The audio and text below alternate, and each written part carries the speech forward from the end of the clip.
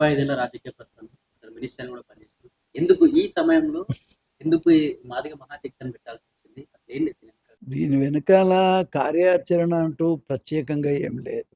Harassment నుంచే ఏదైనా పుడుతుంది. ముఖ్యంగా మనల్ని చిన్న చూపు చూసినప్పుడు 70 లక్షల మంది మాదిగలు ఉన్నారు ఈ రాష్ట్రంలో, తెలంగాణలో. 70 లక్షల మంది మాదిగలు ఉన్నటువంటి రాష్ట్రంలో ఆ మాదిగలను చిన్న చూపు చూడటం, అమర్యాదగా చూడటం, ఒక్క రాజ్యాంగపరమైనటువంటి సీట్లు ఇవ్వకపోవటం, అన్ని సీట్లు కూడా కొన్ని కుటుంబాలకే పరిమితం చేయటం, ఇది చాలా బాధేసింది, కలవరపరిచింది. గత కొన్ని స్వతంత్రం వచ్చినప్పటి నుంచి కూడా మాదిగలకు చట్టపరమైనటువంటి సభల్లో స్థానాలు లేకుండా పోవటమే దీనికి కారణం. మాదిగ మహాశక్తి పుట్టడానికి కారణం అనేక కారణాలు ఉన్నాయి. దాంట్లో మెయిన్గా చట్టసభలలో మా జాతిని ముందుకు రానివ్వకపోవటం. ఇవాళ తెలంగాణ వచ్చిన తర్వాత ఇంకా కొంచెం మెరుగైద్దామని అనుకుంటే, వాస్తవంగా చెప్పాలంటే చాలా కీడు జరిగింది మా కులానికి, చాలా నష్టం జరిగింది మా కులానికి. స్వతంత్రం వచ్చిన కాడికెళ్ళి నష్టం జరిగిందని బాధపడుతూ ఉంటే, తెలంగాణ వచ్చిన తర్వాత మరీ ఇంకా మా జాతికి ఏ రకంగా మేలు జరగలేదు. ఏ కులాలైతే చట్టసభలలో ఉండగలుగుతాయో ఆ కులాలే బాగుపడతాయి, అది గమనించాలి. కాబట్టి చట్టసభలలో మా వాళ్ళను అంటరాని వాళ్ళుగా, ముట్టరాని వాళ్ళుగా, పనికిరానులుగా చూస్తున్నారు. అందుకనే మరి లోకసభలో ఒక సీటు ఇవ్వలే మాకు, రాజ్యసభలో ఒక సీటు ఇవ్వలే మాకు, కౌన్సిల్లో ఎవరు ఒక్కరు కూడా లేరు. అదేవిధంగా మరి శాసనసభలో కూడా నామమాత్రంగానే మా వాళ్ళు ఉన్నారు. జనాభా ప్రాతిపదిక మీద ఇవ్వాల్సినటువంటి రిజర్వేషన్లని కొంతమందికే దారాదత్తం చేస్తున్నారు. నాకు తెలిసి సోనియా గాంధీ, రాహుల్ గాంధీ గారు కూడా ఒక కుటుంబానికే ఒక సీటు ఒక్క కుటుంబానికి అనే మాట చెప్పారు వాళ్ళు. కానీ దురదృష్టం ఏంటంటే ఒక కుటుంబానికి 3 సీట్లు. మన వెంకటస్వామి గారి వివేక్ వాళ్ళ కుటుంబంలో ఒక ఎంపీ సీటు, 2 ఎమ్మెల్యే సీట్లు. బట్టి విక్రమార్క కుటుంబంలో ఇద్దరికి, మల్లు రవి అండ్ బట్టి విక్రమార్క. అంటే ఏందన్నట్టు తాత జాగిరా ఇదేమన్నా? ఎందుకు ఆ రకంగా వాళ్ళు తీసుకుంటున్నారు, వీళ్ళు ఇస్తున్నారు? ఎవరు దీనికి కారకులు? అసలు ఈ విధంగా అయితే కొన్ని కుటుంబాలకే పరిమితం అయిపోతే ఇక అగ్రవర్ణాలకు మనకు వచ్చిన తేడా ఏముంది సార్? రిజర్వేషన్ అనేది కొన్ని కుటుంబాల కోసం కాదు కదా, అన్ని కుటుంబాలకు. సరే, దాంట్లో కూడా మాల కులంలో కూడా ఒక పేదవాడికి ఇచ్చినా సంతోషపడేవాళ్ళు. కానీ దాంట్లో కూడా అసలు రిచ్ పీపుల్, బాగా డబ్బుండి వేల కోట్ల రూపాయలు ఉన్నటువంటి కుటుంబాలకే అవి చేరుతున్నాయి. కాబట్టి వాళ్ళు ఎక్కడ కూడా ప్రజల కోసం ఆరాటపడింది లేదు, ప్రజల కోసం బతికిన దాఖలాలు లేవు. డబ్బుల కోసం బతుకుతున్నారు తప్ప ప్రజల కోసం బతికినటువంటి దాఖలా ఒక పేద మాలవాడికి ఇచ్చిన నేను సంతోషపడేవాడిని. జీవితంలో దళితులు అనే దాని మీద నా జీవితం గడిపాను. ముఖ్యంగా నేను మాల జాతి కోసం, నా జాతి అనేటువంటిదే నాకు తప్ప వేరే లేదు. కానీ వాళ్ళు అనుసరిస్తున్న విధానం, ఒక్కరోజు కూడా నేను ధర్నా చేశాను పార్లమెంట్ ఎన్నికలప్పుడు. అయ్యో, మరి నరసింహుడు గారు మా కులాల్లో పెద్ద మనిషి, 6 సార్లు గెలిచాడు. మరి అటువంటి వ్యక్తిని ఏంటో విషయం కనుక్కుందామని ఏ బట్టి కానీ, ఏ రవి కానీ, ఏ వెంకటస్వామి కుటుంబం కానీ, ఎవరు కానీ పలకరించిన దాఖలాలు లేవు, మా గురించి తెలుసుకున్న దాఖలాలు. కారణం ఏంటంటే నెగ్లెక్ట్ చేయటం. దానికి తోడు రేవంత్ రెడ్డి గారు నిమ్మకు నీరు పోసినట్లుగా ఆయన గమ్మున ఉండటం. ఇది ఏ రకమైన రాజకీయం నడుస్తుంది ఇక్కడ? ఎవరికి నష్టం జరుగుతుంది? తరతరాలుగా మా జాతి నష్టపోతూనే ఉంది, ఇంకా పోతూనే ఉన్నట్టుగా పరిస్థితి కనబడతా ఉంది. రాబోయే కాలంలో ఎవరమో ఒకరం మనము గలం విప్పకపోతే, ప్రశ్నించకపోతే నా జాతి అన్యాయం అయిపోయే పరిస్థితి కనపడుతుంది రాబోయే కాలంలో.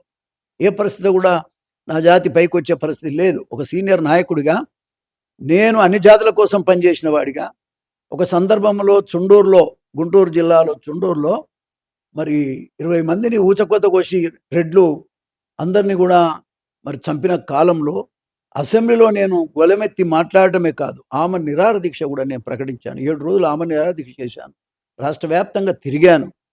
ముఖ్యంగా మరి ఏమాలా ఆయన ఆ రోజు మాట్లాడాడు హక్కులాల గురించి? ఎవడు మాట్లాడలేదే. సభలో ఎవరు మాట్లాడలేదు.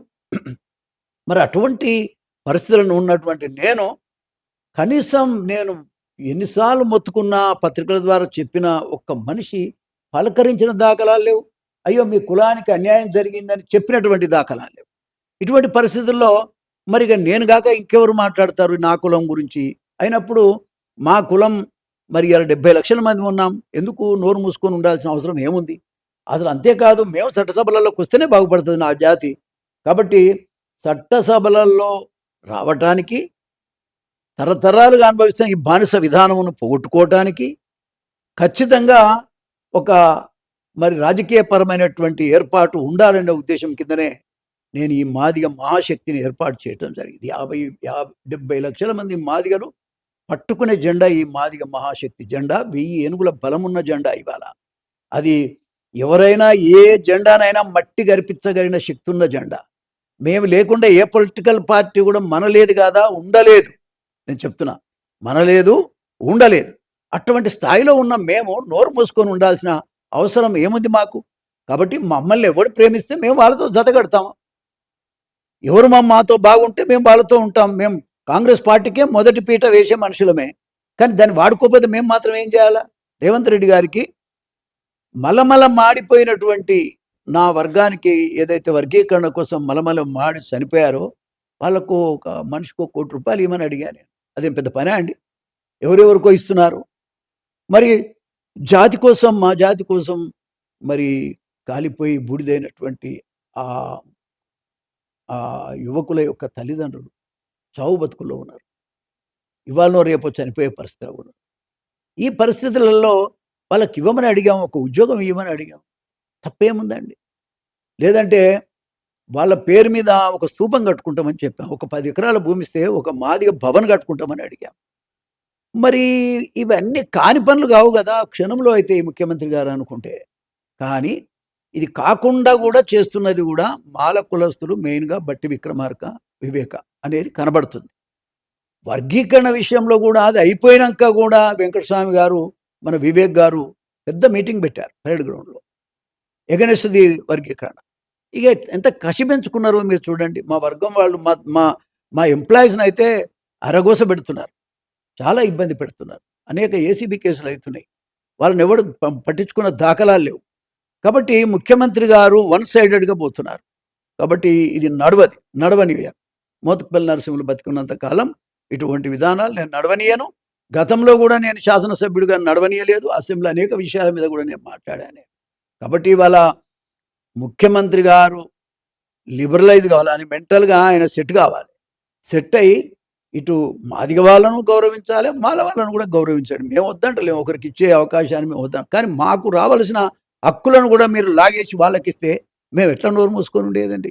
అందుకని ఈ మాదిగ మహాశక్తి మా జాతి మొత్తం ఒక సైడెడ్‌గా రావాలి. తప్పకుండా మనం ఎవరికి కోటేస్తే వాళ్ళే గెలుస్తారు. మనం ఎవరికి మద్దతు ఇస్తే వాళ్ళే గెలుస్తారు. కాబట్టి మన చేతుల్లో రాజ్యాధికారం తెచ్చుకోవాల్సినటువంటి అవసరం ఉందనేది ఇవాళ నా జాతి ముందుకొస్తున్న విషయం గమనించాలి. ఎంఆర్‌పీఎస్ ఉంది. ఇప్పుడు ఎంఎంఎస్ కూడా వచ్చింది. అంటే మాదిగలు ఆ దిక్కున ఉండాలా, ఆ గట్టున ఉండాలా, ఈ గట్టున ఉండాలని కూడా వాళ్ళు కూడా కలవరం పడుతున్నటువంటి పరిస్థితి ఉంది. ఎవరికి లేదు అది. అది ఎవరికి లేదు. మేమంతా ఒకటే. ఇదంతా సృష్టి గాని కలిసి పని విషయం చేసే విషయం అవకాశం ఉంది. విషయం కలిసి పని చేయక యాడికి పోతాం? అందరికి నాయకుడిని నేనే. మరి మన నేను మందకృష్ణ మా తమ్ముడే. అన్నిటికీ ఆయన కూడా నేనే నాయకుడిని. ఆ! నాకు నాయకుడు ఎవరు లేడు. నేనే పెద్దోడిని. వయసులో పెద్దోడిని, రాజకీయాల్లో పెద్దోడిని. అందరిని ఆదుకున్న దాంట్లో కూడా నేనే పెద్దోడిని బిడ్డ. హ్మ్. కాబట్టి అందరూ కూడా నా తమ్ముళ్ళే. అందరూ రావాలని కోరుతున్నాం. మొన్న డయాస్ మీద కూడా చెప్పాను, మీరు చూశారో లేదో. కాబట్టి ఇవాళ మా దగ్గర ఏమి భేదాభిప్రాయం, కులమంతా ఏకం కావాలని ఒక పెద్దన్నగా నేను పిలిపిస్తున్నా. కులమంతా ఏకమై ఒకసారి చట్టసభలలో మన శక్తి ఏందో చూపించుకోగలిగితే, మాకున్నటువంటి 19 సీట్లను కూడా మేము గెలుచుకోగలిగితే, తర్వాత 13 ఎంపీ సీట్లను 3 సీట్లను ఎంపీ సీట్లను కూడా గెలుచుకోగలిగితే ఇంకా అంతకంటే భాగ్యం ఏముంది సార్? అంతకంటే కావాల్సింది ఏముంది? కాబట్టి నీకు కౌన్సిల్ సీట్లు వస్తాయి, రాజ్యసభల సీట్లు వస్తాయి. కాబట్టి కులం ఏకం కావాలి. అన్ని రిజర్వేషన్ల మా స్థానాల్ని మా జనాభా ఎక్కువ ఉంది కాబట్టి మేమే పొందాలి. ఎందుకంటే గతంలో పొందలేదు మేము. నిన్న 3 సీట్లు, మాకు ఒక్క సీటు కూడా ఇవ్వలేదు. వచ్చేసారి మేము 3 సీట్లలో 3 సీట్లు మాకే కావాలి. అట్లయితేనే ఇక్కడ పొలిటికల్ పార్టీలు బత్తాయని కూడా ఈ సందర్భంగా నేను తెలియజేస్తా ఉన్నా. ఎవరు మమ్మల్ని ఓన్ చేసుకుంటే వాళ్ళకే ఆనాడు చూస్తాం మద్దతు విషయం ఎవరికి చేయాలనేది కూడా. కాబట్టి మొదట రేవంత్ రెడ్డి గారికే నేను అవకాశం ఇస్తున్నా ఇప్పటికి కూడా. కాబట్టి నేననేది ఏంటంటే మీరు మారండి, దానివల్ల రాజకీయాలు కూడా సాఫీగా జరుగుతాయి. లేకపోతే ఏ పరిస్థితుల్లో కూడా వచ్చే కాలంలో కాంగ్రెస్ పార్టీకి గడ్డు కాలం అని కూడా ఈ సందర్భంగా నేను తెలియజేస్తాను. ఎస్సీ వర్గీకరణ జరిగిన తర్వాత కావాలనే కక్ష పట్టుకొని ఇక్కడ మాదిగ నాయకులు ఎవరైతే ఉన్నారో వాళ్ళకి రేవంత్ రెడ్డిని కలవనీయకుండా, రేవంత్ రెడ్డిని మాట్లాడనివ్వకుండా చుట్టూ ఉన్నటువంటి మాల నాయకులు చేస్తున్నారు అనేది ఒక వాదన. వాస్తవమే. ఇదే చెప్పేగా ఇప్పుడు ఇంతకుముందు చెప్పాను కదా, నిజంగా వాళ్ళు వాళ్ళిద్దరే వాళ్ళు చేస్తున్నారు. వాళ్ళు ఒక సీఎం స్థాయిలో బట్టి విక్రమార్క ఉన్నాడు. అక్కడ ఆయనకు మద్దతు ఏంటంటే ఖర్గే అని పెద్ద ఆయన ఉన్నాడు అక్కడ. కాబట్టి వాళ్ళకు పూర్తిగా పార్టీ ఇప్పుడు మాలల గవర్నమెంటా ఇది రెడ్ల గవర్నమెంటా అంటే మాలలు రెడ్ల గవర్నమెంట్ లాగా కనబడుతుంది. కాబట్టి ఇది సరి అయిన విధం కాదు. అట్లా ఉంటే ఈ పరిపాలనలో మాదిగలు ఉండలేరు కూడా, మా పనులు కావు. కాబట్టి మేమే ఆలోచించుకోవాల్సిన రోజు వస్తాయేమో చూస్తున్నా ఇంకా నేను. కాబట్టి ఏదేమైనా నేను చెప్పాను మొన్న మన ఈయనెవరు మన కవంపల్లి సత్యనారాయణ మొన్న ఎస్సీసీఎల్ అధ్యక్షుడు అయినప్పుడు నేను చెప్పాను ఆ మీటింగ్లో కూడా, అరే మాదిగా నాయకులమంతా ఒక చోట చేరి ఎవరికి నష్టం వచ్చిందో ఆ నష్టాన్ని ఎట్లా భర్తీ చేయాలనో కూడా ఆలోచన కనుక మనం చేయగలిగితే ఏ ప్రాబ్లం ఉండదు. అందరం దళితుల్లాగా ప్రయాణం చేద్దాం తప్ప ఇట్లా కులాల వారిగా కాదని కూడా నేను చెప్పాను. కానీ ఎవరు ముందుకు వచ్చినటువంటి పరిస్థితి లేదు. ఎవరి కాళ్ళే దోపిడీ, ఎవరి కాళ్ళే పదవి ఉంటే పైసలు వస్తాయి, పైసలు వస్తే అన్ని ఉంటాయి అన్నట్టు వాళ్ళ అభిప్రాయం కనబడుతుంది. కాబట్టి ఇది మంచి పద్ధతి కాదు. ప్రజాస్వామ్యంలో అందరి కోసం ఏర్పడ్డ రిజర్వేషన్లు కొంతమందికే దక్కటం మంచిది కాదు. అది ఏ పరిస్థితుల్లో నేను ఒప్పుకోను. కాబట్టి అందుకే ఈ మహాశక్తి అనేటువంటిది ఉద్భవించింది. రాబోయే కాలంలో మా తడాకేమిటో మా శక్తి ఏమిటో ఎవని ఆటలు కూడా మేము నడవనియం. ఎవని ఆటలు కూడా రాబోయే కాలంలో నడవటానికి మరొక ప్రశ్న. ఈ మాదిగ మహాశక్తి పెట్టిన తర్వాత బయట ఎక్కువగా ఒక అంశం సర్క్యులేట్ అవుతాం. అంటే 35 ఏళ్ళు రాజకీయం అనుభవించిన తర్వాత అప్పుడు చాలా మంది దళితులు కూడా మాదిగలు చాలా ఇబ్బందులు పడ్డారు. చాలా మంది జైలులో కూడా చంపేయబడ్డారు. మరి వాళ్ళ గురించి ఎందుకు అప్పుడు అనేక సార్లు ఒక ఖాళీగా ఉన్నారని చెప్పి మీరు ఇదంతా పిల్లలు మీకు తెలియదు కానీ ఒకసారి నా చరిత్ర అంతా తిరిగే చూడండి. అసెంబ్లీలో తిరిగే చూడండి. చుండూరు ఇష్యూ ఎవరు మాట్లాడారు, కారంచేడు ఇష్యూ ఎవరు మాట్లాడారు, లేదంటే అనేక దళితుల మీద జరిగినటువంటి అత్యాచారాలకు రకరకాల సమస్యల మీద. ఇప్పుడు మన ఎంఆర్పిఎస్ పిల్లలందరూ ఒకసారి అసెంబ్లీ మీద దాడి చేస్తే ఎవరు మాట్లాడారు? కృష్ణమాదిగని తీసుకుపోయి జైలు వేస్తే ఎవడు మాట్లాడాడు? మొత్తపల్లి అసెంబ్లీలో మాట్లాడాడు, ఎవడు మాట్లాడలేదు. అయితే కూడా తమ్ముడు, నేను అన్నిటికన్నీ ఒకరోజు ఏదో అయితే అని నేను అనను. కానీ పూర్తిగా అన్యాయం చేస్తే ఎట్లా తట్టుకునేది? ఇది తట్టుకోలేనటువంటి పరిస్థితుల్లో మాత్రమే ఈ మాదిగ మహాశక్తి అనేది మేము ఏర్పాటు చేయడం జరిగింది. ఖచ్చితంగా పెద్ద ఎత్తున మేము పోరాటం చేస్తాం. మా హక్కులను మేము సాధించుకుంటాం అనేదే మాకున్న అభిప్రాయం. ఎవడెవడో ఏదేదో మాట్లాడితే నేను పట్టించుకోను కూడా, నాకు అవసరం కూడా లేదు. మాదిగ ప్రజలందరూ మీ వెంబడి ఉన్నారా? 70 లక్షల మంది మీతో కలిగే అవకాశం ఉందా? నీకు ఒక మాట చెప్తా, నీకు ఏం కులమో నాకు తెలియదు కానీ నిన్న నేను ఒకటే కదా మీటింగ్ పెట్టినా. అందులో ఒక పాయింట్ను మా పిఆర్ఓ సర్క్యులేట్ చేశాడు. ఏది ఒక బిట్టు ఏందది ఇన్స్టాగ్రామ్లో పెట్టాడు, పోస్ట్ చేశాడు. ఎన్ని లక్షల మంది చూశారు తెలుసా? ఎన్ని లక్షల మంది? 8 లక్షల మంది చూశారు వితిన్ 3 daysలో. 8 లక్షల మంది చూశారంటే ఎంత ఆదరణ నాకు ఉన్నట్టు, నా మాటకి ఎంత విలువ ఉన్నట్టు మీరు కూడా అర్థం చేసుకోవాలి. 8 లక్షల మంది చూసినటువంటి నా మాదిగ జాతి, లేదంటే మా మీద ప్రేమ ఉన్నటువంటి ఎంతమంది అయితే ఆ ఇన్స్టాగ్రామ్లో పార్టిసిపేట్ అయ్యారో వాళ్ళందరికీ కూడా ఇవాళ నేను కృతజ్ఞత తెలియజేస్తా ఉన్నా, ధన్యవాదాలు తెలియజేస్తున్నా. మీరు ఇచ్చే మద్దతు ఆ రకంగా ఉన్న తర్వాత నేను ఇంట్లో పండుకునే మనిషిని కాదు, ఎటువంటి పరిస్థితినైనా ఎదుర్కొనేటువంటి శక్తి నాకుంది. ఓ కాలంలో కూడా రాజకీయంగా నన్ను ఏమీ లేకుండా చేస్తామన్న కాలంలో కూడా నేను ఇండిపెండెంట్గా గెలిచి వచ్చాను. కాబట్టి నా జీవితంలో పోరాటమే మొదటి నుంచి ఉన్నటువంటిది. కాబట్టి నాకేం కొత్త కాదు. అయితే కూడా జాతిని ఏకం చేసి రాజకీయ పట్టు సాధించి ఈ రాష్ట్రంలో మాదిగల పై చేయందో నేను చూపిద్దామనేది నాకు ఉన్నటువంటి అభిప్రాయం. ఉన్నదా లేదా అంటే ఎట్లా ఉంటుంది? ఉండకుంటే అడిగిపోతుంది. మనం లైన్ తీసుకొని ప్రయాణం చేస్తే ఖచ్చితంగా ఉంటుంది. ఇంట్లో బయట రాదు కదా. నేను 6 సార్లు ఎట్ట గెలవగలిగినా? ఏ మొగోడు గెలవగలిగిండు? ఏ అగ్రకులాలలో ఎంతమంది గెలవగలిగినరు? మరి ఒక మాదిగ కులానికి సంబంధించినటువంటి మోతుపల్లి నరసింహలో మరి ఎదురు లేకుండా రాజకీయాలు చేసిన పరిస్థితిని కూడా నేను గుర్తు చేస్తాను. కాబట్టి రకరకాలు మాట్లాడతారు, నేను కాదంటలేను. కానీ ముందుకు పోతా ఉంటే భయం ఎక్కువ అవుతా ఉంది చాలా మందికి. మాదిగల ఓట్లు అంటే ఉత్తగానే 10 రూపాయలు వేస్తే ఓట్లు వేస్తారనే ఒక ఓటు బ్యాంక్ కిందనే ఇప్పటిదాకా చూశారు. రాబోయే కాలంలో మీరు చూసేదంతా కూడా పోరాటం. మీరు చూసేదంతా కూడా రాబోయే కాలంలో మా హక్కుల కోసం పోరాడేటువంటి వీర సైనికులు చూస్తారే తప్ప మరొకటి కాదు. కాబట్టి మాదిగ జాతి అంతా ఏకమైతురని చెప్పడానికి ఆ ఇన్స్టాగ్రామ్లో పెట్టినటువంటి పోస్టింగే దానికి నిదర్శనం అని కూడా ఈ సందర్భంగా నేను తెలియజేస్తా ఉన్నా. 8 లక్షల మంది అసలు పోస్ట్లో పాల్గొనడం అనుకో వాళ్ళు ఇష్టపడటం అనేది గమనిస్తే నా జీవితం ధన్యం. కాబట్టి నేను దేనికి భయపడాల్సిన అవసరం లేదు. ఏ ఏ పోస్ట్ పెట్టిన నిన్న కూడా సాయంత్రం పెడితే రేపు 1,15,000 వచ్చింది ఒక్క రోజు. ఇంక 24 గంటలు కూడా కాలేదు, 1,15,000 వచ్చింది. అట్లా మాదిగ జాతి అంతా ఎదురు చూస్తున్నారు, లీడర్ కొరకు ఎదురు చూస్తున్నారు. మా నాయకుడికి మేము మద్దతు ఉండాలని ముందుకు వస్తున్నారు. మోత్కుపల్లి నరసింహులు గారు నీతి నిజాయితీ కలిగినటువంటి నాయకుడు, 20-30 ఏళ్ళు ఎమ్మెల్యేగా బతికిన నాయకుడు ముందుకు వస్తున్నాడు. 70 సంవత్సరాలు నిన్న జాతి కోసం ముందుకు వస్తున్నా అనేటువంటి అభిప్రాయంతో ఇవాళ జనమంతా ముందుకు వస్తున్నారని కూడా ఈ సందర్భంగా తెలియజేస్తా ఉన్నా. నేను ఎవరికి ఇబ్బంది పెట్టే మనిషిని కాదు, కానీ నా జాతికి ఇబ్బంది పెడితే మాత్రం నేను ఓర్చుకోలేనని కూడా మరొకసారి అందరికీ సేవ చేసిన, నా జీవితం అంతా సహాయమే చేసిన, నేను నా నియోజకవర్గం బెస్ట్ ఎమ్మెల్యేగా బతికిన, అన్ని కులాల ఆదరణ నేను పొందినవాడిని.